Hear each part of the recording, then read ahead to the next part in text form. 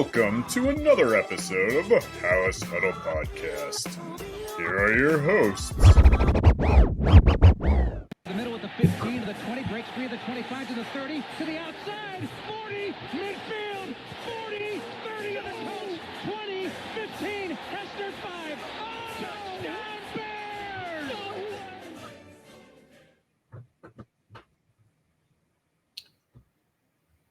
What's up, Palace Huddlers? Huddle up! Bam. Nailed it. I gotta say, I love that new intro. Like the Devin Hester is just my favorite player, favorite guy. Like in that moment, Super Bowl moment, just my favorite Bears moment. So love Probably one of the best in our lifetime, right? Yeah, I mean, don't have tons to choose from, unfortunately. But Unfortunately. And we're coming off a week where the Chicago Bears did not even score a touchdown. So there's that. Yeah. That was bad. That was really bad. They last 2 weeks combined don't even equal to the game that they had before, or they put up 36, right? So it's just been a rough 2 weeks, and hopefully the New England Patriots this week will at home. So that's always good. Mm-hmm. Obviously, they have a really good home record versus away record. And quick shout out to Dr. Truth for correcting me for not saying that the stat of not being able to beat a team 500 or better was specifically on Sunday. On Sundays, yeah. Which is it's a weird stat, but it's also like you play a lot of football games on Sundays. So if you don't have any road wins on Sundays, that's right. I mean, they have road wins. It's just against teams that are under 500. Right. But yeah, so thank you to him for calling that out, right? Dr. Truth living up to his name is what I think you had said in the comments. Right. So, but yeah, so this week they play the Patriots here in Chicago at Soldier Field. But before we get into the game, we're going to do obviously our news or noise section. So before we get into that, I will just say, please go to our sign up page. If you're looking to make some bets on the game, I know there's at least one state that just approved sports betting, and that was passed in Missouri. So our neighbors to the south, if you are listening to this, maybe you're a Bears fan, highly doubtful you're probably a Chiefs fan, which, by the way, I went to that game. Absolutely fantastic. If you are in one of those states, you can still use our sign-up page. So it's sponsored by BetStamp. Go to signupexpert.com/huddle, and you will find all the sports books in your region. They will give you all the best sign-up offers. You'll find the best odds. And like I said, for those of you who might be in states that this was just recently passed as of yesterday, my cousin said it was around 500 votes that got this passed. There's a narrow margin in Missouri. Check that out. That probably won't go into effect, though, obviously, until January of 2025. But still there for you to sign up once it's available. All right. News or noise. The first one, I think this is kind of the hot topic. He's going to be brought up a couple times on this episode, is Matt Eberflus. Matt Eberflus, news or noise, Matt Eberflus will be the first Bears head coach fired during the season. It's never happened before. So I'm going to say noise because I just don't believe it will happen. There's nothing in the Bears history to say it's never happened before. There's no thinking that the Bears will make that move. And I think you can even argue all right, so they fire Matt Eberflus and then what? At this point of the season, it's more like a vengeful move against Eberflus than it is actually seeing if this team can make the playoffs. The strength of this team is still the defense. If we're going to make the playoffs, it's going to have to be getting back up to the near championship caliber defense. And I think Eberflus has to be a part of that. And hopefully he doesn't get in the way of the offense and just terrible game management decisions along the way. That being said, there was so much talk about breaking the cycle of suck. And we're going to break the cycle. So if at this point, Ryan Poles knows that Matt Eberflus isn't the coach for this team. Like, holding on to him, knowing that we're moving on from him, I think just continues the cycle of suck. At least like firing the coach for the first time ever in franchise history would at least be something different that you did. So Gives the fans something. yeah. So overall, I'm saying no, just because, come on, we actually don't think it's going to happen. But I definitely believe that could be some merit in just saying, hey, enough's enough, and we're going to change how we do things around here. Yeah, so it's almost one of those things where you've said it over and over again. Like, I'm not going to believe that the Bears are going to beat the Packers until they show you they're going to beat the Packers, right? Like, it's kind of that same situation. Mm-hmm. Like, it's hard to believe that they're going to do something that they haven't done in their 100+ years of existence, right? Right. That's probably the only reason why I also think that this is noise. However, I do have it on record. Someone that I know on social media had tweeted out something that there was a rumor that if the Bears lose to the Patriots, things are not looking to be going well for Matt Eberflus, and that his seat is going to be red hot. I reached out to buddy of the show, Gary Ross, who's obviously got some connections there at Hallis Hall, and was like, hey, actually all I did was just at Gary Ross ... and wanted him to confirm. He said that he didn't confirm that Eberflus is obviously going to be fired before the end of the season. Right. But he said that things were getting a little loud on the third floor. On the third floor. It kind of gets to what I just kind of threw out there. Like, if you already know that he's not your coach next year, you already know that Matt Eberflus isn't the guy who's going to take you along. Like, why are we writing out this season just to go through the motions? Maybe now is the time to kind of cut those ties. And I will say, like, you just went through a horrible ending to Washington. That was horrible. If Caleb Williams had gotten a more serious injury at the end of this Cardinals games, those things going back to back are like fireable offenses. Now, are they like fireable on the spot offenses, or it's just like, clearly, Matt, at the end of the year when we let you go, you know exactly why, right? So it's just like, are they going to do it in the middle of the year, or are they not? Another thing, I actually just heard this. Sorry, I got my dog here. I don't know if anybody can just hear my dog hacking, but I apologize. Dogs are always friends of the show. Brad Biggs apparently had some report today that Matt Eberflus's contract might not have been 4 years as originally thought, and is actually 5 years. So firing Matt Eberflus now is like still paying him out half of his contract, which honestly, it shouldn't be a deterrent. It shouldn't be a deterrent for any functional franchise. But, you know, if it's the Bears who have never fired a coach in midseason, and then like, how much of that is because of the money they don't want to pay a dead, like, I don't know. But it's just an interesting wrinkle to throw into this conversation about how Matt Eberflus might have 2 years left on his deal after this season than just one as originally thought. Yeah, and you have to think that probably played a big part in him not being let go at the end of last season. Could be, yeah. You know, because you can't imagine that the Bears are going to want to pay out 3 years of a coach's contract and bring in the next coach that you're going to have to pay as well. You know, it doesn't affect against the salary cap, but like I keep saying to everyone who keeps shouting out, well, the Bears are worth over $6 billion, that shouldn't matter. The problem is that that number doesn't reflect what they have via cash that they're able to use, you know, within their budget for the business operations side of this and paying people. I mean, I don't know the Bears books in particular, but you're absolutely right. Like, the Forbes value of the Bears being at $6 million means nothing for a family like the McCaskies, who's just like, the wealth is the franchise and the franchise only. If they want to tap into that $6 billion, they have to take out an equity loan. They're not just sitting on that kind of cash. That being said, for a major market professional sports team, $9 million in their cash revenue budget is not impactful enough to prevent them from making a move that needs to be done. 100% agree.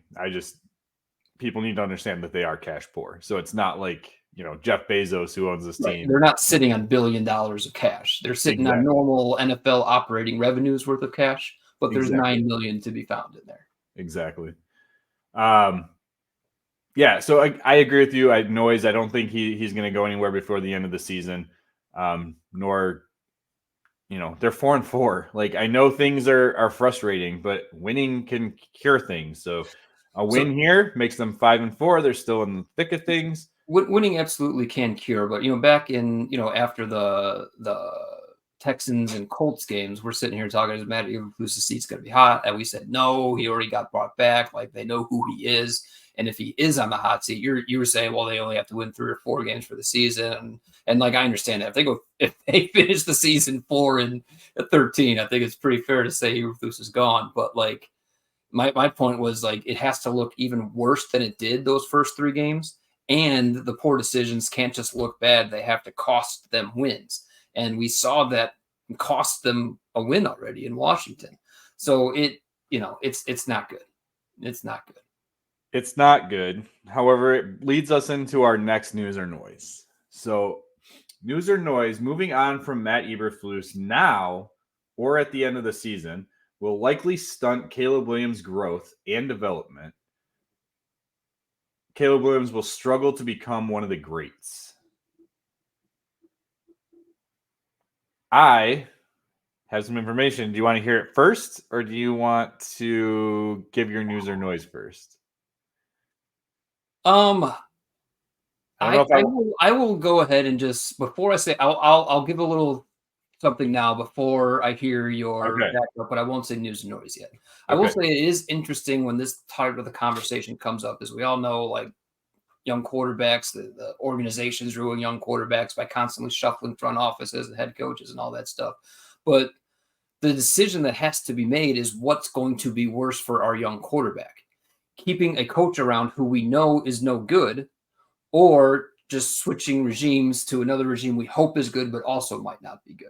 Like that's what the decision point really is. So how bad actually is Eberflus and Waldron, and then what are the odds that you're definitely going to improve if you make a switch? Like, that's the decision point. Yeah, I mean, continuity is obviously very important in the league, right? You do see the teams that are constantly shifting, whether it's the coach, whether it's GM, whether it's both. Those are the ones that are usually not operating well. So yeah, and like you said, is it going to get better? I know everybody is on the Ben Johnson, train. I was going to start this. That was a juicy bit of news that came out last week, I think, right? It was, and I was going to joke and start the episode with, well, we're going to discuss the election here, and the election, and the only election that we need to talk about is the election of Ben Johnson being the hot candidate that needs to come to Chicago and getting rid of Matt Eberflus, just to play off the whole nonsense that we're going through right now in America.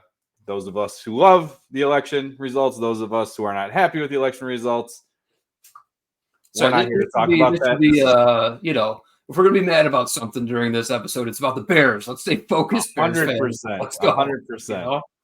So, yeah. So, Bill Zimmerman of Windy City Gridiron did a little bit of digging into not the Super Bowl era quarterbacks. He also included one quarterback that was like the year before the Super Bowl era. Okay, so those that were drafted within the Super Bowl era, he came up with his top 25, right? Like, so there could be some disputes there on who he thinks are in his top 25. But what he did was looked at their coaching history to try and determine what kind of continuity did these guys have? Did it affect them? Did it make a difference on their growth and development? Okay. So real quick, top 25, the guy that he included that was right outside of it was Joe Namath. Okay. 19 of them, so 76%, had the same coach for at least the first 3 years of their career. Okay. First 3 years of their career. Those QBs are Tom Brady, Troy Aikman, Patrick Mahomes, Joe Montana, Peyton Manning, Dan Marino, John Elway, Terry Bradshaw, Roger Staubach, Joe Namath, Kenny Stabler, Lamar Jackson, Josh Allen, Ben Roethlisberger, Matt Ryan, Eli Manning, Russell Wilson, Matthew Stafford, and Phillip Rivers. Again, some of those names in there you might want to dispute. Fuck. Huh? I said fuck. Right. 3 years. So even if he goes not now, but at the end of the season, that's only 2. Yeah, he's got to play out his contract.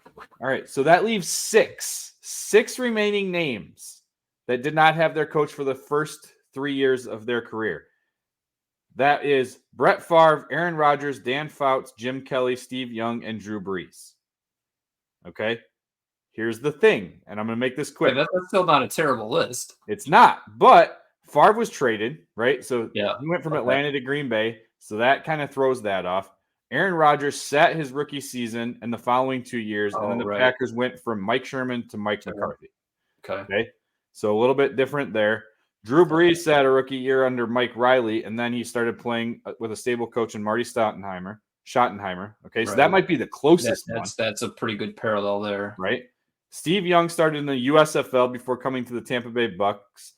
He was a mess there, he says. Different situation. Then he sat for 4 years under Bill Walsh before he came good, right? Bill goes on to say Dan Fouts started in portions of 5 seasons and was awful. 12-30 record, throwing 34 touchdowns to 57 interception. Wasn't until the Hall of Fame offensive guru Don Coryell became the Chargers head coach that he finally developed into a Hall of Fame quarterback. Are we going to want to wait that long? Right? 5 years? I mean, it's supposed to happen on his rookie contract. Right. You can't do that in today's NFL. Right. Jim Kelly also took a path through the USFL, and that's it. Like, clearly, things are not going in the right direction for history here.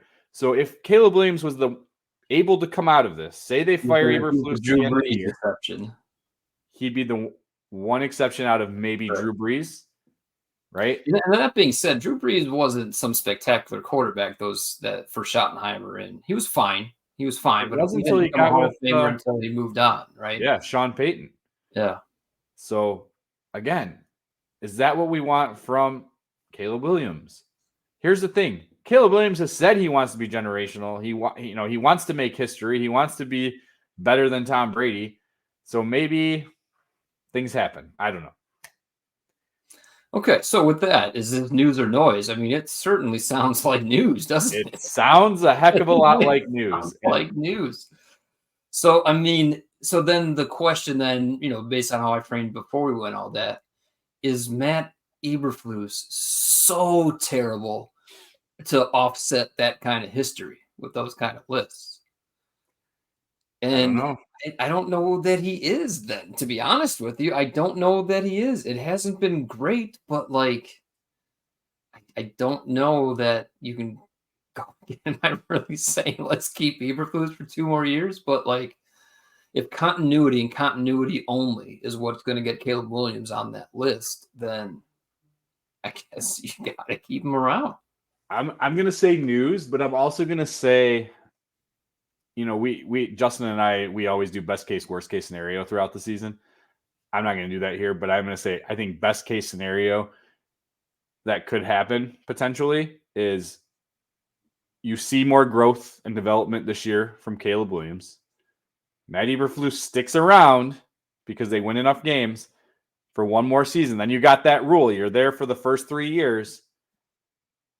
Even better, the Lions get close to the Super Bowl, but don't quite win, which means Ben Johnson wants to get that ring. He wants to finish what he built.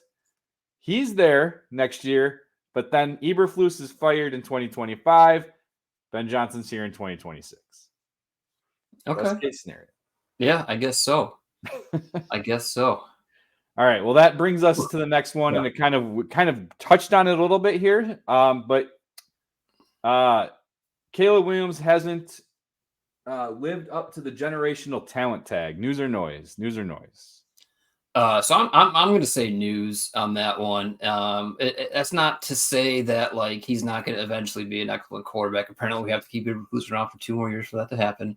But one of the interesting scheduling quirks that the Bears had this year, that I really wanted to just kind of see where Caleb Williams stands up against is he was playing against a lot of young quarterbacks in the league, plus a couple former number 1 overall picks. And we're really going to be able to see head-to-head how Caleb Williams did against these guys. Week 1, it was Will Levis, who was a rookie quarterback starting last year. Week 2 was C.J. Stroud, number 2 overall pick.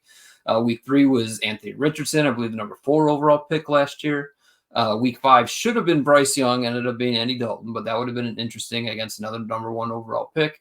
The following week was Jacksonville, Trevor Lawrence, the last guy to be labeled a generational quarterback. And then after that was Jaden Daniels, and after that was Kyler Murray, a former number 1 overall pick. And then even this week coming up is Drake May, who was a highly regarded prospect. Like Rob, I know you loved him coming out, and he's been very good in his first few games as a starter, number 3 overall pick. So I would say if you want to be a generational talent, you need to stand out heads and shoulders against that competition, against that list. And I wouldn't necessarily say he's looked awful. I mean, there's been a couple games in there that have been awful, but certainly not head and shoulders. I mean, Will Levis looked horrible, but he fell into the second round. But again, it's just an interesting quirk of the schedule that you're playing a young rookie quarterback. It's interesting that I do think head-to-head he looked better than Trevor Lawrence, who was the last generational quarterback. But as we just went through the list, Trevor Lawrence has dealt with a lot in his first 4 years in this league. It's funny. Hold on one second. It's funny. I didn't even touch on this, but Bill does go on to talk about Trevor Lawrence, who had the first, season with Urban Meyer, and then and he's kind of fit that narrative of maybe you do need continuity there. Mm-hmm. So,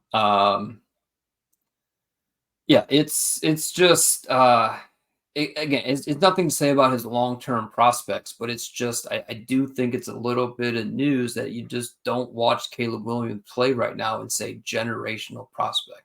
There are certain things that he's doing that I don't think are necessarily a result of everything going around him. Now, there's a lot of poo-poo around him, coaching, roster, let's talk about the effort of receivers a little bit. There's a lot going on around him that isn't great, that's not helping, but he certainly isn't doing anything within himself to overcome it all either. Yeah. I mean, I think it is news. I think you're right there. I think, the thing is that you don't have to be labeled generational to become what you would call a generational superstar. I mean, Tom Brady, right? I mean, Tom Brady. Patrick Mahomes wasn't even. Right. Patrick Mahomes, right? Not a generational prospect, No. So, I mean, a lot of guys become that. You're not always going to be the Peyton Mannings or the Andrew Lucks of the world. And even Peyton Manning struggled his first year. Andrew Luck, though, I mean, guy walked away from football, but he took a beating. And that's another thing we don't want to see here in Chicago. Right. And we just, you touched on it. Like, he gets hurt at the end of the game. Right. I mean, Andrew Luck was just he did come in right away. I think he took that team, Peyton, that they won 11 games that first year. I mean, I saw something on, I believe he was on one of the Barstool shows maybe, but they asked Bruce Arians, because Bruce Arians' resume work. Yes, I saw this. Insane. It's Peyton Manning, it's Ben Roethlisberger. I'm forgetting a lot of it, but it's an insane list. And could have been the coach here in Chicago. Yeah. And they asked him, if you could just make a Frankenstein, who would you pick? Whose arm would you pick? Whose brain would you pick? Whose leg would you pick? And Bruce Arians just said, I'll just take Andrew Luck. Yep. That's how good, just of a quarterback that he was. He was a freak. Yeah. I don't think we need to worry about him being a generational prospect as long as things just end up getting to where we want this team to be. And we want to see a quarterback here live out the lifespan that we've seen from the Brett Favres and Aaron Rodgers up in Wisconsin. Yeah, I mean, we want that, but I mean, let's be, if Caleb Williams' career ends up to be a Kyler Murray-esque, that's going to be a bit of a disappointment, right? We want a guy who we think I don't want that. Go in and win just because we have Caleb Williams on our side, right? Patrick Mahomes right now isn't playing at some insane level statistically, but that Patrick Williams is going to go out and win a game because he's did I say Patrick Williams? You did. Patrick Williams is not winning any game for anybody. Patrick Mahomes is going to go out and win a game because he's Patrick Mahomes. He's better than you. So he's just going to go win that game. Patrick Williams is the Frankenstein version of Bruce Arians that he missed on, right? He should have had the Patrick Williams combination. Right. But yeah, he just, hasn't lived up to this generational billing so far. That's really what this is about. But, we'll see what the future holds. All right, this is going a little long, so we'll do one more really, really quick. News or noise, trading Khalil Herbert for a 7th rounder was a waste. I'm going to say noise, even though we all sat here a few weeks ago and said if you're not getting a fourth, you're just holding on. But like, so what? Khalil Herbert, as much as, I like Khalil Herbert as much as he has had some effective moments, like having Khalil Herbert or not really shouldn't sink or swim your season, And then who knows? We've seen polls make a move before that was in the best interest of the player and not the Bears with Fields and stuff like that. So maybe he was just like, hey, my agent's telling me Cincinnati wants me. Can I go play some football, please? And they're like, all right, okay, thank you for your time. And here you go. Yeah, they had that injury to Zach Moss, right? So Yeah. they needed someone to replace him on the depth chart. And another shout out to Gary Ross, who in the offseason was saying that Cincinnati was interested in Herbert and was offering a 7th round pick at that point. Oh, okay. So they ended up getting the guy. Yeah. It just took, half a season to do it. Yeah. Yeah. So. All right. Let's take a quick break. We'll come back and we'll talk some injury news and then dive into Bears versus Patriots.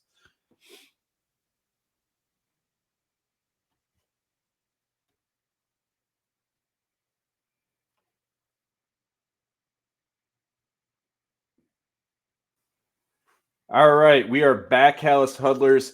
We are getting really close to that giveaway, the jersey giveaway. Thanks to Ted Lasso, that got cut down to 700 subscribers from 750. We just want to give this thing away. Yeah, we're close. We're making progress. Yeah, we're at 687 currently. So just keep hitting that subscribe button. Share with the people you know who love the Bears. Get your wife to sign up if you're trying to get the jersey. That gives you 2 chances. Maybe you got some kids, throw them in there too. I don't know, grandmas, grandpas, we like them all. So, yeah, thanks to Ted Lasso, it got moved to 700, but also thanks to the Bears' general garbageness, it's also any NFL jersey of your choice. 100%. Yes. It doesn't even have to be Bears anymore. Yeah, I just went to a Chiefs game. Maybe I need to invest in a Patrick Mahomes jersey. There you go. One thing I forgot to say as we were on break regarding the Matt Eberflus firing before the end of the season. The only way that I could ever see that happening right now is if you had multiple superstars, right? You have DJ Moore, Montez Sweat, Keenan Allen, maybe Caleb Williams, going to Ryan Poles, going to Kevin Warren and confiding in them and saying, look, we cannot continue to work with this guy. We need to move on. Let's make something happen. Only way I can see that happening, and for some reason, I just don't envision it. Yeah, I mean, and even if that happens or not, like this game against the Cardinals was a dud. Showed up and showed nothing. Like they didn't give up, 50 points or whatever, but they showed nothing. And if that happens 2 or 3 times, like Mark Trestman should have been fired after the back-to-back 50 burgers that he gave up his last season. I know Mark Trestman coached 2 years. Yeah. He had a better winning percentage than Matt Eberflus has right now. Just throwing that out there. That's bad, but Trestman had much more talent over the duration of his 2 seasons than Matt Eberflus really only had 1 chance to win. Yeah. Yeah. But to that point, again, Matt Eberflus is the 3rd lowest winning percentage in Bears coaching history as of right now. Obviously, we'll see what happens throughout the rest of the season. But John Fox has, I believe, the lowest. And then some other guy in like the 60s, I don't even remember his name, has the 2nd lowest. So cool. Again. All right, let's get into injury news. The injury report looks absolutely awful for the Chicago Bears this week. Things are not getting any shorter. It is very, very long. Mm-hmm. Just going to point out some key names here. Braxton Jones is still not practicing as of today. Kyron Amangaji is also not practicing. So there's your, I guess backup, but maybe it's Larry Borum over him. I don't know which one's worse, which one's better at this point. Daquan Brisker has already been ruled out for this week, which makes me very nervous. Right? Yeah, it's a problem that's just keep lingering. Like you're not even worried about football. I mean, of course we're worried about football, but I mean, it's just like, this that's bad. But it's happening a lot. I just read today that Chris Olave is going to get a special consult regarding concussions. I think it was his second. I know it's his second really bad one, but I think it might be his second really bad season. So maybe it's through the season and his third or fourth of his career. Yeah, I think that's vicious what it hit is. that he took too. Like it was right. And then we have the Tua situation, obviously. So I mean, it's definitely not looking good in that regard. Hopefully, just what's frustrating about those 3 injuries, like Brisker's out with a bad concussion that wasn't his fault. It was the other guy who lowered his head. Yeah. Olavi's out with a vicious concussion that wasn't his fault. He's a defenseless receiver. Tua's out. It's not his fault. He just fell backwards and hit his head on the ground twice. Like it's tough that the NFL finds all these guys for doing all this dirty stuff, and it's the guys not doing the wrong things necessarily that are the ones getting hurt. Yeah. It's not good. So hopefully he gets better and we'll see him back before the end of the year. Obviously, football is not as important as the rest of the head there. The other key name here, though, that didn't practice was Darnell Wright. I know he left the game last week. His is a knee injury as well. So you got your bookend tackles potentially out. It does look like Ryan Bates is coming back. I don't know if that helps. You can move Matt Pryor to tackle, and you can put Bates at guard. So Eberflus touched on that in his press conference today, unless I misunderstood. But I think he essentially said that he'd be looking to put – basically, if the guy is still healthy, we'd rather him play where he played last week, was the gist of what I kind of gathered. Maybe they liked what they saw to Jake Curhan for the little bit. I don't know. But, either way. I didn't really like what I saw to anybody. The offensive line last week. So Coleman Shelton has actually been playing decent. I haven't really noticed. When you think about offensive linemen, all you want to do is not think about them. I didn't really think about Coleman Shelton too much last week. Maybe it was okay. And Caleb Williams gave him credit today in his press conference, saying that Shelton's been helping him figure out how to pick up some of these protections. So shout out to Shelton, only guy I can think of on that line right now. Now that Bill Murray's gone. Kyler Gordon, though, is back with limited participation. That's Terrell Smith was a limited participant. Montez Sweat was a limited participant. Ryan Bates and Tevin Jenkins were full participants. So hopefully we get Tevin Jenkins back at least.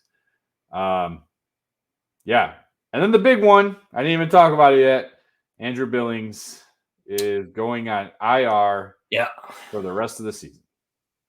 Yeah, and that one really might be as impactful as any injury we've had to deal with. Now, I mean, Montez Sweat not playing last week, I think absolutely had a huge impact on not being able to stop the run. But I mean, Andrew Billings is. But you're losing Billings for more than half the year, and it's the whole season. I mean, I guess they haven't technically ruled him out for the year, but because he's having pectoral surgery, like it'd be a miracle for it not to be an 8-week injury.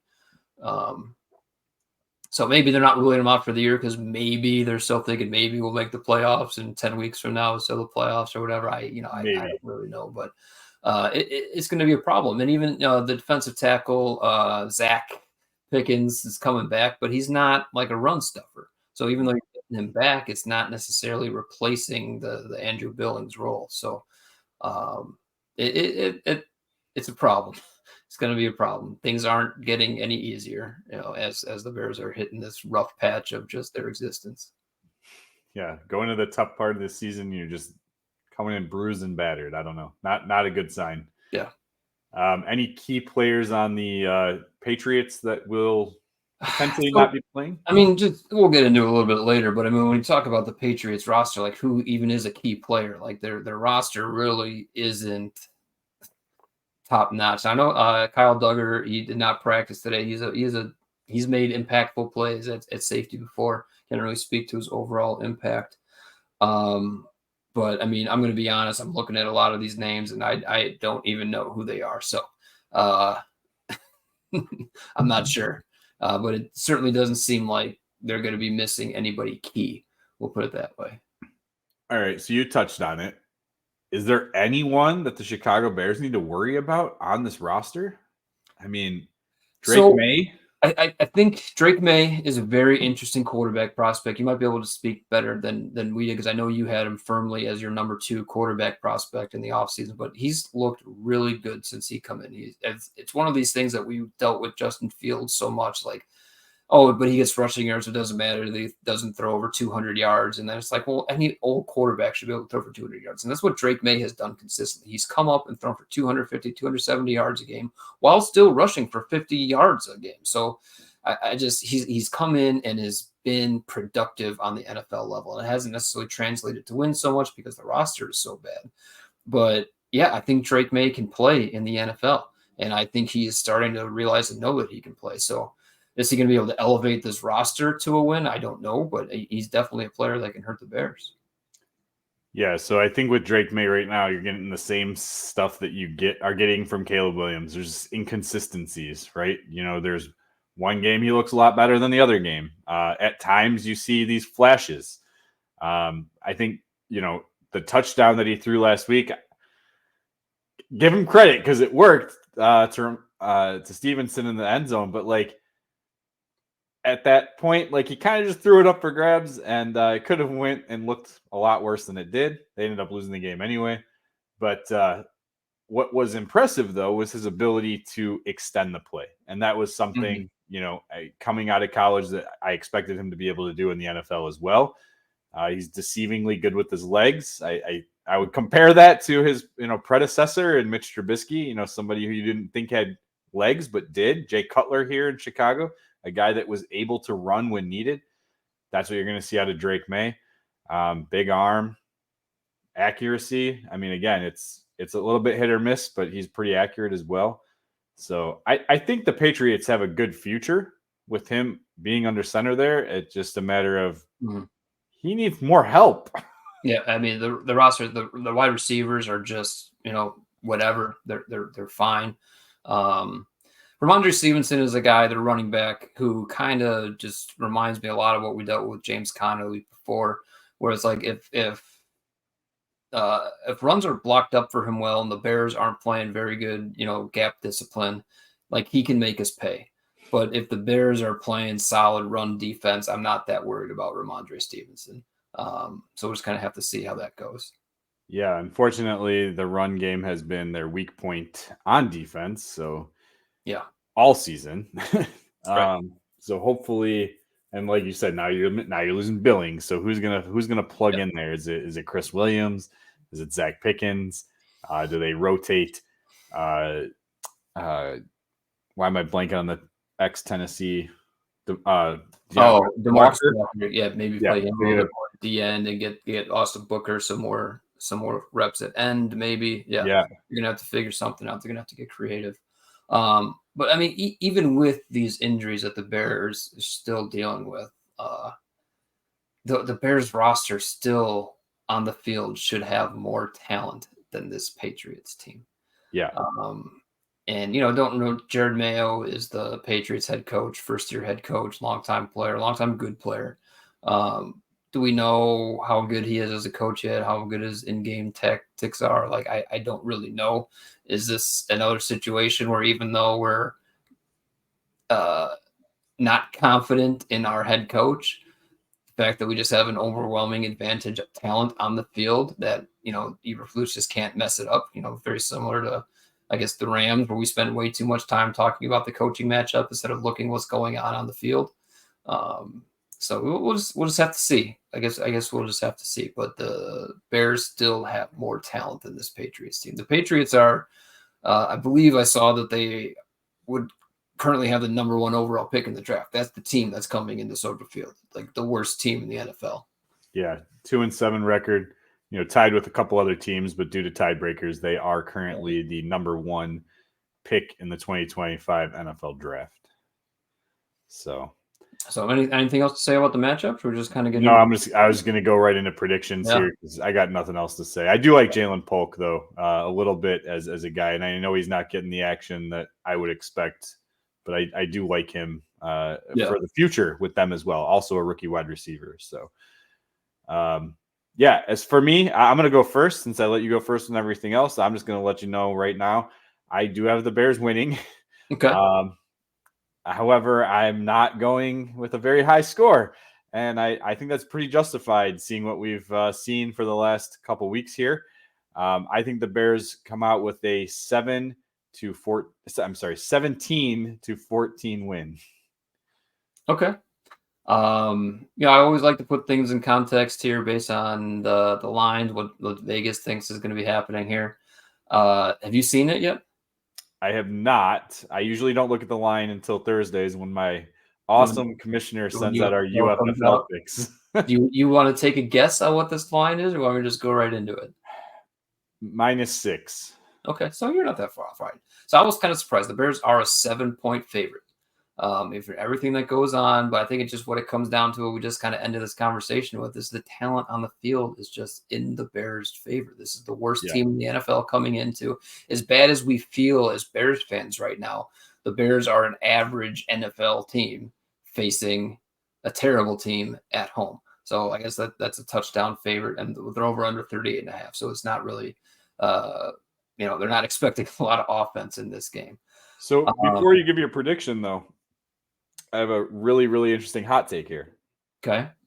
Do the Bears let the Patriots win so that the Panthers move back up into the draft standings so that their second round pick we are not there as a franchise anymore. We are not draft pick hunting. We're our own pick or not. We are not there right now. I cannot let ourselves be there. When we get to week 16, 17, maybe let's peek at where we're at. But no. I had to throw it out there. So I guess with that, I have the Bears 20-13. Okay. Not too far off. I would not touch that as a better. I would not touch that spread at 7. If anything, I might actually lean Patriots +7, but I'm probably just not touching it.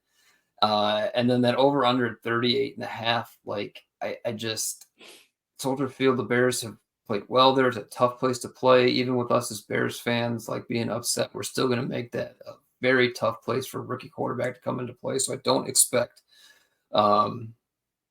the Patriots to put up a lot of points. Obviously, I only say 13. And then, so what do you think the Bears are going to do in order to hit over 38.5? If the Patriots are 13, the Bears got to put up 25, 26, 27 points.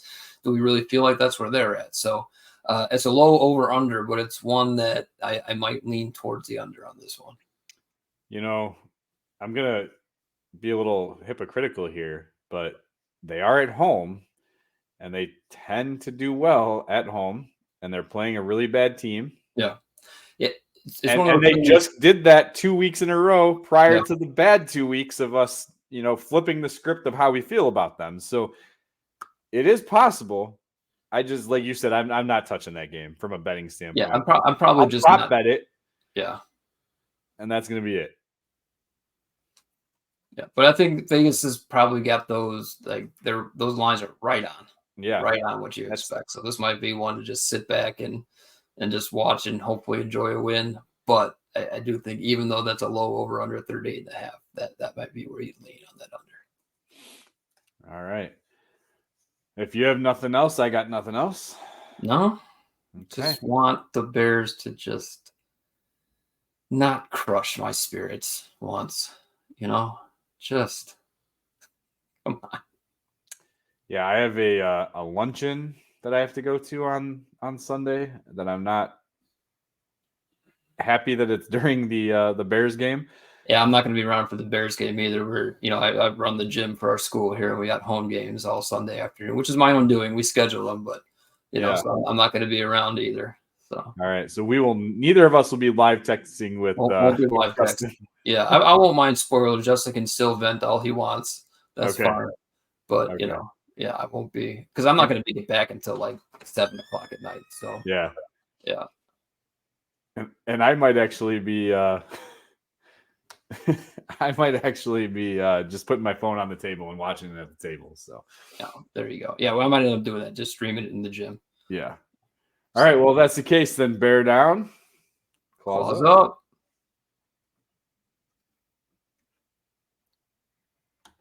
Up.